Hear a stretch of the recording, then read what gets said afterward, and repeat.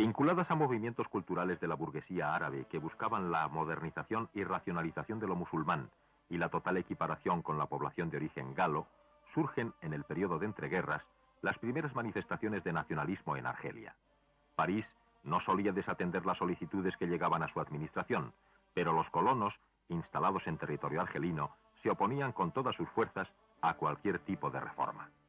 En 1925, los argelinos residentes en Francia constituyeron en la capital del Sena la ENA, Étoile Nord-Africaine, que de unos orígenes sindicales, abogando por la mejor de las condiciones de vida de los trabajadores argelinos, acabó por convertirse en un destacado foco de nacionalismo, especialmente durante la presidencia de Ahmed Mesali Hadj, al que se considera máximo precursor del independentismo.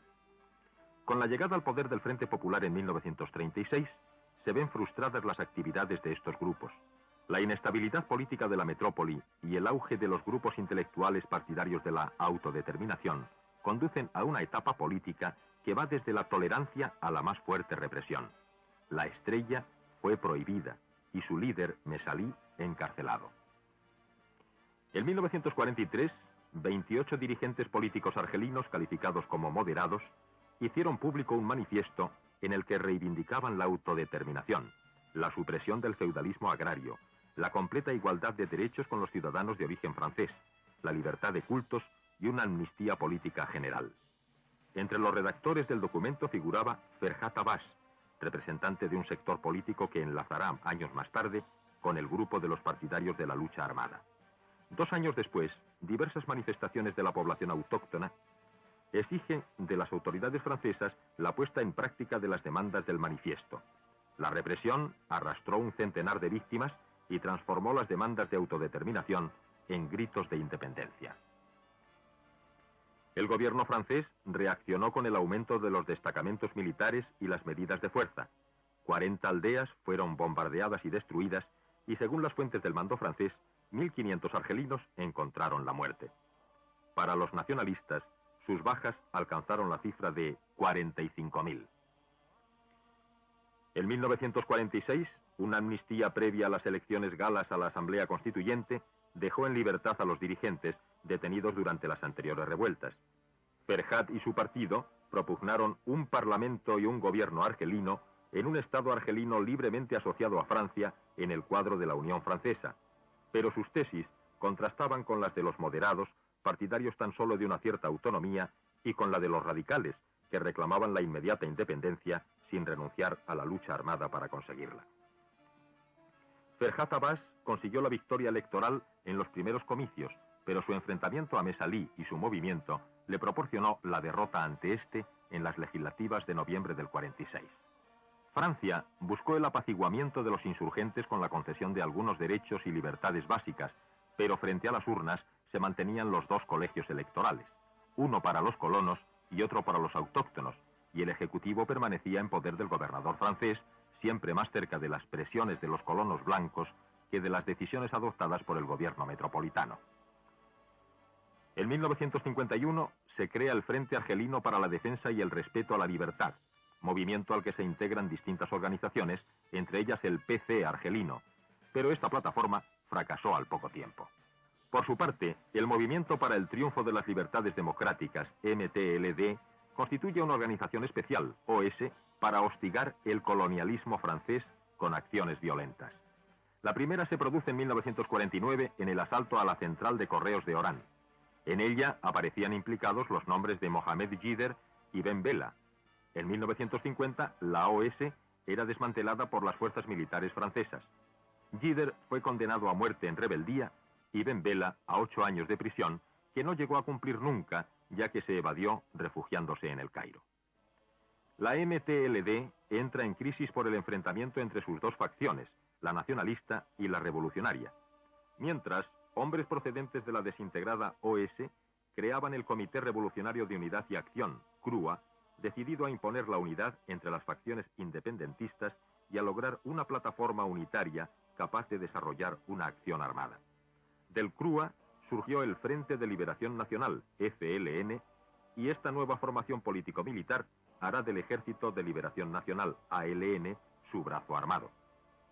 El 1 de noviembre de 1954 provocaron una serie de atentados y acciones armadas en todo el territorio, especialmente contra puestos de policía y convoyes militares, y simultáneamente lanzaron una proclama a todos los patriotas argelinos en la que se trataban las directrices de su programa político.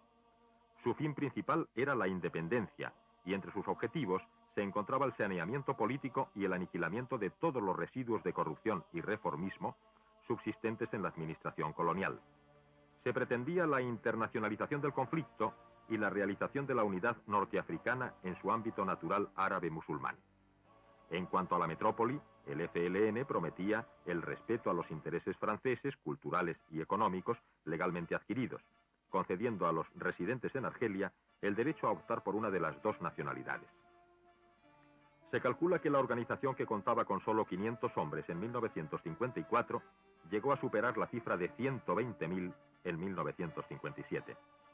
El FLN se convertía en el partido de todos los argelinos y el conflicto quedaba así reducido a tres bandas: nacionalistas argelinos, gobierno francés y el millón de Pieds Noirs, opuestos a cualquier cesión de soberanía por parte de Francia. La reacción de los colonos franceses en Argelia, que se oponían resueltamente lo mismo a la integración que a la independencia, no se hizo esperar. Organizaron el Comité de Salud Pública para la defensa de la civilización francesa en el mundo africano.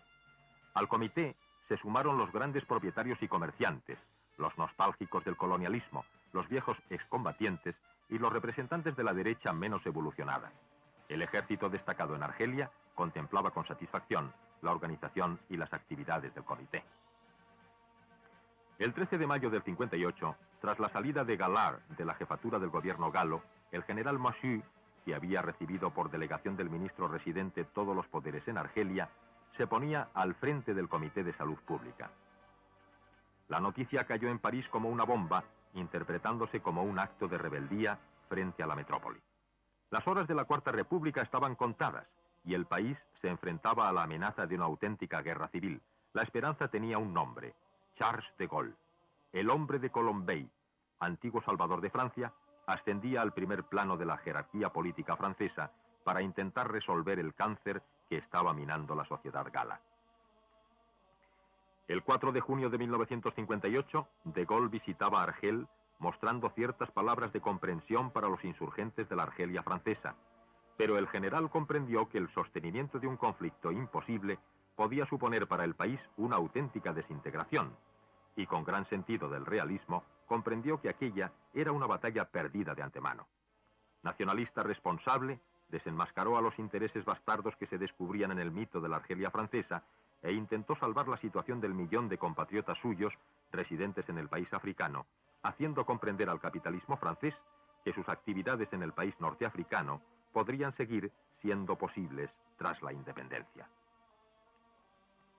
De Gaulle estaba convencido de que el abandono francés era irreversible y por ello trató de preparar a la opinión pública simulando una falta de interés por las negociaciones con los argelinos. En su mente estaba decidida la concesión de la independencia, en la que Francia habría de quedar como vencedor moral, aunque le costara ceder un vasto territorio. Su táctica provocó el aislamiento entre el ejército francés y los ultras del Comité de Salud Pública y de su prolongación en la OAS. Un año más tarde, presentaba al pueblo francés las tres únicas opciones: la secesión o independencia, la integración en Francia o el estatuto de autonomía. También intentó jugar la carta del reagrupamiento de los colonos franceses en unos territorios separados del futuro Estado árabe argelino, pero el FLN no podía aceptar públicamente esta solución. Una puerta quedaba abierta al diálogo entre Francia y los argelinos, pero en las primeras conversaciones oficiales que tuvieron lugar en Melun no se llegó a celebrar el proyectado encuentro de Gaulle-Ferhat Abbas, y el resultado fue un rotundo fracaso. En diciembre, de Gaulle visitó Argelia y el FLN promovió una intensa campaña de manifestaciones en favor de la independencia, y en enero del 1961 se celebró en Francia el referéndum sobre la autodeterminación argelina, que fue aceptado por una gran mayoría de los franceses. La suerte estaba echada. No obstante, los ultras intentaron aún otras operaciones. La OAS, a través del general Salam, intentó en el mes de abril un nuevo golpe de fuerza en colaboración con otros generales. Pero la tentativa fracasó y contribuyó a que se aceleraran las conversaciones entre franceses y argelinos. La conferencia de Evian duró desde el 20 de mayo al 13 de junio del 61 y sirvió junto con la conferencia de Ugrin del 20 al 28 de julio del mismo año para que se ratificara un alto el fuego y la negociación política entrara por un buen camino. Tras varios desacuerdos entre la parte argelina por la polémica interna entre las facciones de blandos, Ferjatabás, y duros, Ben Yeda, del 11 al 18 de febrero se celebraba un encuentro secreto entre Francia y los argelinos en Russé, junto a la frontera suiza, del que salió el acuerdo que se llevó a la firma en Evian el 18 de marzo de 1962. Un día después se proclamaba el cese total de las hostilidades.